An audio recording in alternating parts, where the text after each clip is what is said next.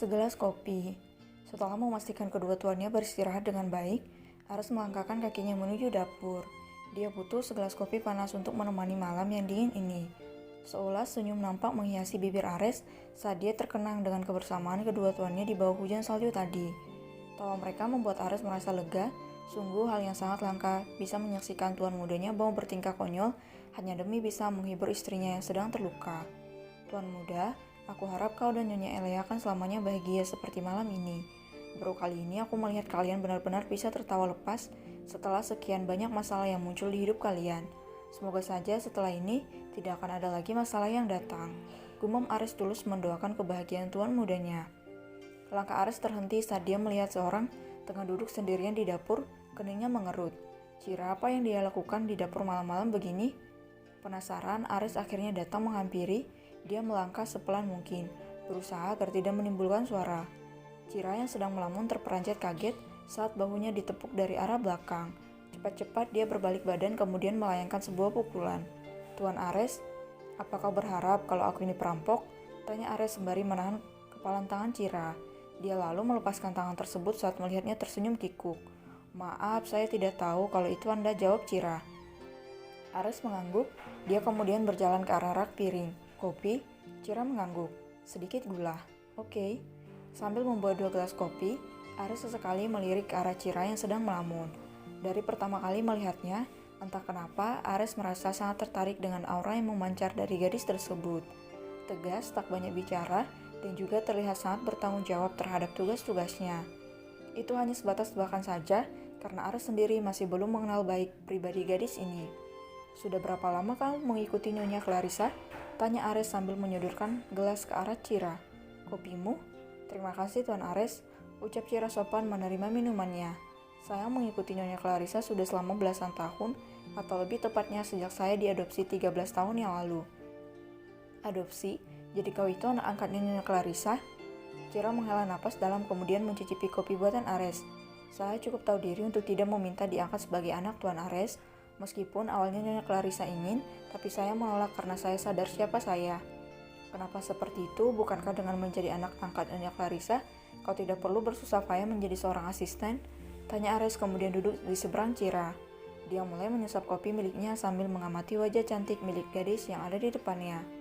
Saya tidak tertarik dengan semua itu, Tuan. Sudah diselamatkan dari jalanan saja, saya sudah merasa sangat beruntung. Daripada menjadi anak, akan lebih baik kalau saya menjadi asistennya saja. Selain karena bisa terbebas dari kejaran media, saya juga memiliki banyak kesempatan untuk membalas budi atas semua kebaikan yang telah Nyonya berikan selama ini. Jawab Cira jujur. Ares tersenyum, dia sangat suka dengan kerendahan hati gadis ini. Ares kemudian teringat dengan penghuni rumah lainnya, dia lalu menanyakan seberapa licik pasangan ibu dan anak yang sepertinya tidak sesederhana yang dia lihat. Oh iya Cira, boleh aku bertanya sesuatu padamu? Cira mengangguk, dia lalu menatap seksama ke arah Ares. Nyonya Kimi dan Pulgi seperti apa mereka berdua? Licik dan kejam, jawab Cira tanpa ragu. Terlebih lagi Tuan Pulgi, tadi saya sudah memperingatkan Dr. Reinhardt untuk waspada terhadapnya. Otak dan lidahnya sangat pandai bersilat. Kata-katanya bisa membuat orang lain terbuai kemudian jatuh ke dalam perangkap yang dia buat. Oh ya, selicik dan sekejam apa memangnya dia? Tanya Ares lagi. Dia mulai tertarik saat menemukan lawan yang sedikit berimbang dengan kemampuannya. Selicik kancil dan sekejam harimau yang memaksa anaknya sendiri. Jawab Cira. Tuan Ares, saya yakin sekali kalau Tuan Pulgi pasti sudah menyiapkan rencana untuk menyakiti salah satu dari kalian. Dan saya khawatir orang pertama yang akan dia incar adalah Nona Levi, karena tadi pagi Nona Levi sudah mempermalukan Nyonya Kimi dan juga Tuan Pulgi di hadapan semua orang. Sejak tadi saya terus memikirkan hal ini. Perasaan saya sangat tidak enak. Tenanglah, setiap gerak-gerik mereka sudah diawasi oleh anak buahku, jadi mereka tidak akan bisa menyentuh kita semua. Aku jaminkan itu padamu. Mendengar hal tersebut membuat Cira bisa merasa sedikit lega. Dia kembali menyesap kopi miliknya, terus menyesapnya hingga kopi itu tinggal separuh. Kau penggila kopi? Tanya Ares.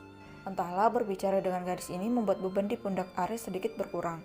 Kata-katanya yang lembut dan tertata, dengan sangat apik memberikan kesan tersendiri di pundak Ares. Sedikit, jawab Cira kemudian tersenyum. Saya sering menikmatinya sambil memikirkan kapan Nyonya Clarissa akan hidup bahagia. Rasanya lelah sekali meski bukan saya yang mengalami, Tapi syukurlah sekarang Nyonya Clarissa bisa merasa lega setelah bertemu dengan Nona Elia. Walaupun hatinya hancur saat tahu kalau Nyonya Sandra sudah meninggal dunia. Sangat disayangkan memang, tapi mau bagaimana lagi, kita sebagai manusia tidak akan sanggup melawan takdir. Tuhan, mungkin ini adalah yang terbaik untuk almarhum Nyonya Sandra. Ibu Ares sambil menarik napas panjang. Cira, berapa usiamu? 26 tahun, Tuan Ares. Anda sendiri? Usiaku hampir sama dengan usia Tuan Muda Gapreli. Hanya berbeda 2 bulan saja, jawab Ares. Kau sudah menikah? Cira menggeleng.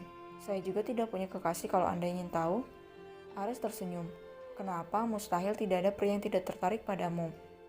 Kau cukup cantik di mataku, ucap Ares terang-terangan memuji kecantikan gadis di depannya. Karena tidak ingin saja, saya sudah berjanji akan mengabdikan diri pada Nyonya Clarissa sampai akhir hayat. Jadi otak saya tidak pernah terpikir untuk menjalin hubungan dengan lawan jenis. Apalagi membangun rumah tangga, kedua hal itu sangat jauh dari pikiran saya, Tuan. Ada sebuah kekecewaan di mata Ares saat mendengar jawaban Cira. Padahal tadi dia sempat bersenang hati setelah tahu kalau gadis ini tak menjalin hubungan dengan siapapun. Boleh aku tahu alasan kenapa kau tidak terpikirkan kedua hal tersebut? Tanya Ares pantang menyerah. Karena saya tidak mau mengalami nasib yang sama seperti apa yang dialami oleh Nyonya Clarissa. Saya tidak mau dicampakkan saat sedang mengandung, kemudian dipaksa untuk berpisah saat anak saya lahir. Membayangkannya saja sudah membuat perasaan saya tidak karuan. Apalagi jika saya benar-benar mengalaminya. Mungkin saya akan memilih untuk mati bunuh diri daripada harus hidup penderitaan seperti Nyonya Clarissa. Jawab Cira kemudian tersenyum ke arah Ares. Tuan, Anda begitu detail bertanya tentang masalah pribadi saya. Apa Anda sedang melakukan pendekatan? Iya, aku memang sedang mendekatimu. Ucap Ares tak mau menutup-nutupi niatnya. Tapi aku tidak akan memaksa. Jadi kau tidak perlu merasa khawatir. Tidak, santai saja, karena Anda bukan pria pertama yang melakukannya. Ares dan Cira sama-sama tersenyum setelahnya. Perbincangan dua orang dewasa yang membuat keduanya merasa nyaman. Karena hari sudah semakin malam dan kopi di gelas mereka pun sudah habis, Ares akhirnya menyuruh Cira untuk beristirahat di kamarnya. Tidurlah, begadang tidak baik untuk kecantikan seorang gadis. Begitupun Anda, Tuan Ares, saut Cira kemudian bangkit berdiri. Terima kasih untuk waktu dan kopinya. Senang berbincang denganmu, Tuan. Akan lebih menyenangkan lagi kalau kau tidak berbicara formal padaku. Baiklah, Ares. Ares mengelum senyum saat gadis itu berlalu pergi dari hadapannya. Sungguh gadis yang patuh. Kenapa aku seperti melihat kepolosan Nyonya Elia di diri Cira ya? Manis sekali jika aku bisa memilikinya. Apa yang sedang kupikirkan, Ares? Bukankah tadi kau dengar sendiri kalau Cira tidak berniat untuk menjalin hubungan? Omel Ares merutuki dirinya sendiri sambil berjalan menuju kamarnya.